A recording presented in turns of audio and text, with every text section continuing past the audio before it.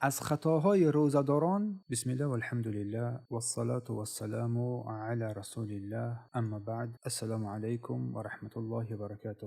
برادران و خواهران گرامی قدر، امروز با فضل و کرم الله سبحانه و تعالی موضوع نوبتی که در دست داریم، من اخطاء الصائمین، از خطاهای روزداران یا که روزگیران. برادران گرامی و خواهران گرامی قدر، بعضی از خطاگی‌هایی هستند که از جانب بعضی روزداران قصدن یا بی‌سوادانه صادر می شود. شاید کمالات روزه رو از بین ببرد و ثوابش رو ناقص نماید. و در اینجا بعضی از این خطاگی‌های روزداران را که مهمترینشان هست برای پند و یادآوری برای شمایان ذکر و یادآوری خواهیم کرد و از الله سبحانه و تعالی توفیق می‌طلبیم. و از خطاگی هاست که برخی از مردم شب‌های رمضان را به شب زینده‌داری پی در پی تبدیل می‌دهند، با آن معنی که این شب‌ها را شب زینده‌داری می‌کنند، نه اینکه از آن بهره بگیرند، بلکه در بیهودگی و بیفایدگی آنها را سپری می‌کنند و گمان می‌برند که برای آنها این نفع خواهد داد، در حالی که برای آنها هیچ فایده نمی‌دهد. بلکه گاهی می‌شود که تمام شب را خواب رفتن از این گونه بی‌پروایی و بی‌معنی‌ها شاید برای انسان نیکوتر باشد که خوابش را هم میگیرد و شب را هم در بیهوده یا که در کارهای نادرست ناروا صرف سپری نمیکند. پس بیداری این شبها با گفتار یا کاری که حرام است اگر بگذرد و سپس روز می شود و خواب می رود،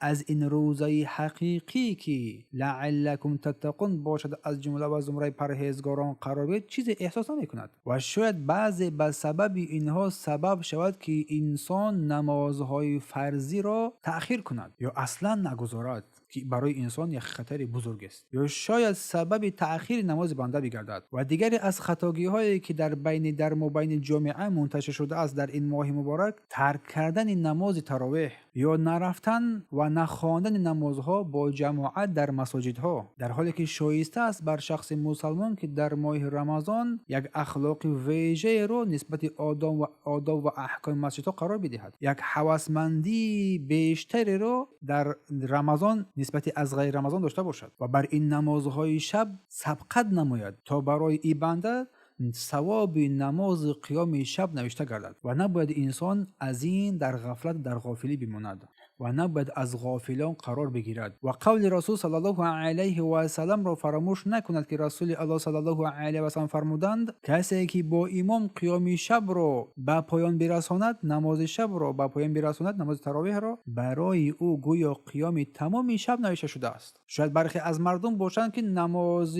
تراویح را با مردم میخوانند، سپس نماز ویتر که هنگامی که امام از برای نماز ویتر میخواند آن را ترک میکنند و به خانه خود باز میگردند. این از خطاگی دیگر است. اگر بخواهی که تمام شب برای تو قیام شب نوشته شود، باید تو با امام تمام نماز را به اتمام برسانی، سپس که امام برخاست برآمد سپس از پشت امام میبرایی. و دیگری از خطاگی هایی که در این روزهای رمضان قرار میگیرد، پافشاری به ادامه دادن خوردن و نوشیدن تا وقتی بلند شدن آواز اذان صبح. بعضی از مردم چنان بر خوردن و نوشیدن ادامه میدهند که تا اگر اذان صبح را نشنوند، تا اگر اذان به ایتون نرسد آنها تمام نمیکنند. و بعضی از مردم حتی هنگامی بلند شدن آواز اذان هم ادامه دادن میگیرند، در حالی که این کار جایز نیست، زیرا بر مسلمان واجب است که از خوردنی ها و نوشیدنی ها هنگام شنیدن آواز اذان باز ایستد، آن اذانی که موافق سنت مصطفی صلی الله علیه و سلم اذان داده شود. و دیگری از خطاگی هایی که از مردم در این ماه مبارک رمضان سر میزند، مشغول کناندن خود به خوانش مجله ها، روزنامه ها یا تماشای فیلم و سریال ها یا خواندن کتاب هایی که اصلا برای انسان در دینش منفعت نمیبخشد، یا مشغول شدن بر این چیزهایی که انسان را از قرائت قرآن و تدبر در آن و ذکر یاد الله دور میسازد، یا از عبادت های نفلی انسان را دور میگرداند. انسان باید این ماه را با تلاوت قرآن، تدبر و تأمل تفکر در آن و همچنین این ماه را ماه تلاوت قرآن گفتن، در این ماه قرآن نازل شد تو اینکه قرآن را تلاوت نمایی، با فهم و درک تدبر آن بپردازی و با آن عمل بنمایی. و دیگری از خطاگی ها این است که حفظ نکردن زبان از سخنان باطل، دروغ و غیبت و تهمت و ناسزا در حق دیگران، به درستی که اینها از گناهان کبیره است. از آن چیزایی است که الله سبحانه و تعالی در کتابش حرام کرده است. رسول الله این رو برای ما روشن واضح کردند. اصلی کار برادران خواهران گرامی این است که زبان مؤمن باید از آزار دادن دیگران چی در ماه رمضان چی در غیر رمضان حرام قرار داده شده است. این اصل است. چگونه ای که انسان شکمش را از خوردنی ها و نوشیدنی ها باز می‌دارد و همچنین زبانش را از حرام کرده باز می‌دارد، چشمانش را، گوشش را و قدمش را و دستش را. و دیگر از خطاگی هایی که مردم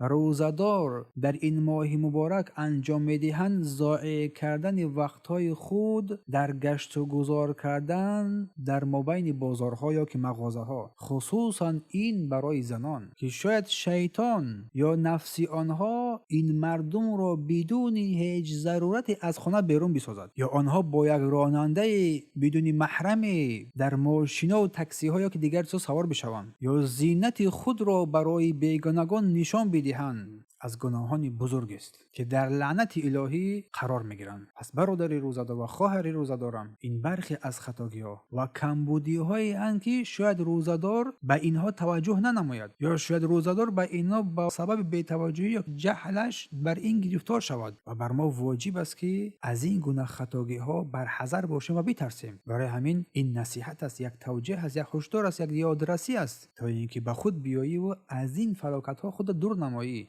باشد که روزه بیداری جز تشنگی و گرسنگی چیزی رو به پیش نیاری. روزه خود را کامل نماییم، کامل بگردونیم، عبادت را واقعی بگردونیم، خالص از برای او سبحانه و تعالی. شاید این روزه ما جز گرسنگی و تشنگی نصیب برای ما از آن نگردد. از الله بزرگ و مهربان میخواهیم که ما را به سوی نیکویی راهنمایی کند، در گفتار ما، رفتار و کردار ما درستی را نصیب بگرداند، ما را از جمله پیروان حق و اهل استوار قرار بدهد و ما را از هر گونه باطل و رذیلی ها و پستی ها و هوا و هوس دور بسازد. و درستی که سبحانه و تعالی ولی این کار و قادر بر هر چیز است. و درود و سلام بر پیامبرمان محمد صلی الله علیه و سلم و آله و صحبه اجمعین.